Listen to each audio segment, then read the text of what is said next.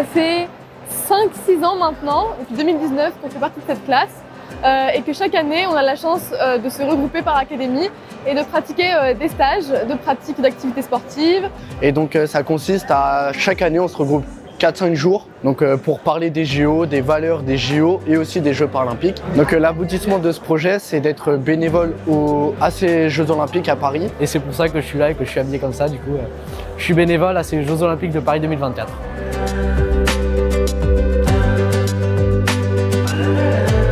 On a pu découvrir d'autres sports. On a eu l'opportunité de pouvoir faire du bobsleigh, on a pu faire de l'aviron, on a pu découvrir vraiment beaucoup de sports. On a pu aussi recevoir une formation de jeune reporter.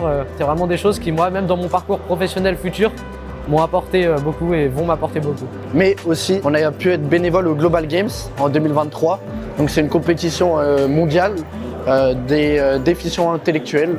Et ça m'a vraiment touché parce que le contact humain avec eux, c'était vraiment génial. Et puis pouvoir les aider en étant bénévole à cette occasion, c'était vraiment super. En tant qu'ambassadrice, j'ai eu l'opportunité de, avec mon collectif, organiser plusieurs olympiades et événements sportifs dans mon lycée, mais également des temps un peu plus forts avec des rencontres avec des athlètes de haut niveau, comme par exemple le nageur David Smetanine, ou encore des activités un peu plus symboliques en réalisant des anneaux olympiques avec des élèves du lycée. L'année prochaine, je me dirige vers la ville de Reims pour me rendre à l'école de Sciences Po Paris et pourquoi pas justement intégrer une association pour parler de sport et partager tout ça. Je vais être réalisateur dans tout ce qui est au niveau du sport. Quand on a eu la formation jeune reporter, c'était complètement ciblé dans ce que je veux faire. Plus tard, je vais devenir professeur d'EPS soit en collège, soit en lycée. Et donc l'année prochaine, je vais intégrer STAPS au Bourget du Lac.